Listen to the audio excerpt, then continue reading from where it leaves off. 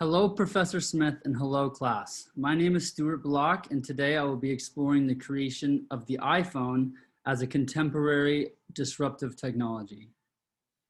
The iPhone is arguably the most disruptive product of the 21st century. Apple first released the iPhone in 2007, and it was not an immediate success at the time. However, today this technology makes an impact on every person that I know, revealing that this community of practice has been globalized. We can see this every day, just walking outside and seeing people with their faces buried in their phones, using this device to aid in almost all aspects of life. Apple has sold close to 1.5 billion of them. iPhone users make up nearly 65% of the American population, and although Android operating systems make up a far larger share globally, the iPhone changed the smartphone game first. By developing a product that could not only connect to the internet through Wi-Fi like a computer, but could also work as a phone and play your music. Within the very definition of a disruptive technology that we have formed in class, the original product can only be considered competitive as a low-end entry to a market, and that isn't appealing to the primary customers. And although the iPhone was groundbreaking in terms of what a cell phone is capable of, it was quite expensive compared to those other phones at the time. But it was not a disruptive technology solely within the phone industry, but also within the personal computer industry. Personally, I use my phone for almost everything I do, and it is with me almost all the time. I don't think I'm alone in saying that. It wakes me up in the morning. It has all my music. I take all my photos on it. It stores all my photos. I use it as a wallet. I use it as a watch. And it gives me access to everybody I know while fitting into my pocket. Although we know Apple is one of the largest corporations in the world today and see iPhones in over half of all Americans, it wasn't always like that. The original iPhone was not a good smartphone compared to today's standards. The original phone couldn't download applications, the sound was poor, typing on the touchscreen was difficult, and it was very fragile compared to the other devices at the time. Just like any other disruptive technology, the iPhone itself was not a new product creating a new market, but it became a disruptive technology through a cultural shift within our community as a whole. Through a series of upgrades to the iPhone, consumers gradually realized the technology was a step ahead in terms of usability and accessibility. When Steve Jobs first described the innovative technology of the iPhone to the public, he described it as internet in your pocket. And although the device may have been expensive, especially compared to other phone prices in 2007, he explained that the value was having a phone, an iPod, and access through the internet all at once. What the iPhone excelled at originally was web browsing and ease of use. The iPhone multi-touch user face created an easy way to scroll and navigate through the OS system. It also completely changed web browsing on mobile devices. Anyone who had a smartphone before the iPhone would tell you that using the internet was a horrendous experience. The ability to touch anywhere on the screen means that your finger is just like a mouse, making navigating the internet far easier. Although other smartphones like the BlackBerry at the time already accessed the internet, they did so through using users to access mainstream websites through 2G data, whereas the iPhone used Wi-Fi to provide the internet, allowing for it to be used almost identically to a PC or a personal computer. This was new to the market and helped shape the device into a disruptive technology, proving that the iPhone was not only a disruptor of the cell phone industry, but it was also a disruptive technology within the personal computer industry.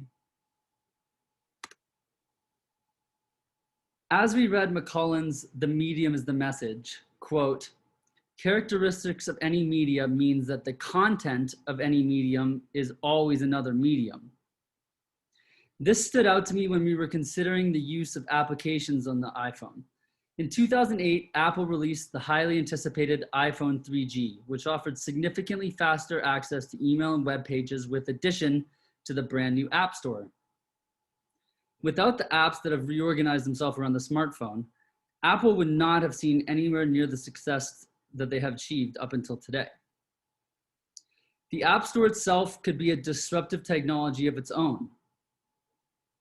Immediately after the integration of the App Store onto the iPhone, developers from around the world began working on building applications that would change the way that we would communicate, play, and work and live. The iPhone is the medium to accessing these applications. These apps have given developers an opportunity to create tools that would change the world. Apps like Uber, Venmo, Snapchat, Instagram, DoorDash, along with games like Angry Birds, Words with Friends, and many more are prime examples. Another extremely important part of the iPhone and its development into a disruptive technology we see today is the development of the camera. The first two iPhone cameras were only 2 megapixels and did not have a front-facing camera or the ability to record. However, after the first two generations of iPhone, each new iPhone got an upgrade to the camera, and they're still improving it to this day. The iPhone 3GS had 3 megapixels and could record video. The iPhone 4 then upgraded again, added a front-facing camera for selfies. Today, the iPhone 12 has 10 or 12 megapixels along with many added features and is already advanced camera system like portrait mode, depth control, high definition video, deep focus, and panorama mode. It also comes with a built-in LiDAR scanner for night mode photography and wide and ultra wide modes. This has changed the way that we take snapshots of our world. In fact, over 1 trillion photos are taken every year. Around 85% of them are taken on smartphones. Although most of us in this class have lived most of our lives with the iPhone in it, the device is only 15 years old. Humans are still learning to adapt to the new world that this technology has brought. Having an iPhone, or frankly, any smartphone now, means that you have constant access to a very wide range of empowering activities. The internet is an infinite universe of knowledge. While this constant access does create positive rewards for its use, there are also massive negatives to the smartphone. It is very easy to become addicted and feel powerless and lonely without it. Social media has changed the way that we view ourselves and other people, especially in younger generations. These younger generations are pressured into using these applications. Most bullying is now transferred over from the playground into cyberbullying.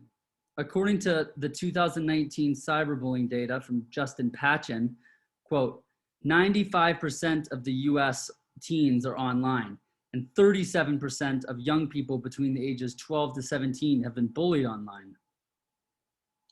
This business model many apps use on our mobile devices are to keep you entertained and to keep you coming back.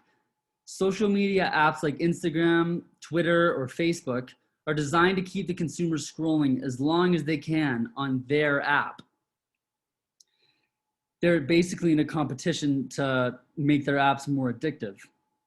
Through the use of advertisements on these social media applications, the developers can make millions and millions of dollars of revenue, only for them to put that money into creating an even more efficiently addictive and time-consuming changes to their app. The future of the iPhone and smartphones in general is an open book with a very large range of possibilities. Similar to humans need not apply, and the examples of the future possibilities in the world of robotics, the trend of advancements in technology year after year will continue to push the boundaries of what's considered possible. Although some predict the future will be not ruled by the smartphone, but instead by a smartwatch or smart glasses, I disagree. I believe that the future will most likely be changes to the size or shape of the device while it remains something that is handheld. The future of the smartphone are devices like over-the-air charging stations, where if your device is within a certain radius, it will be charged, or stretchable smartphones that can fold or bend whichever way the consumer desires. As we integrate these new technologies into our daily lives, I think that many people will soon realize the negative impacts that come with constant technological use, and they'll start to stray farther away from it. It's not a stretch to imagine all the possibilities that come from the iPhone and its disruptive technology.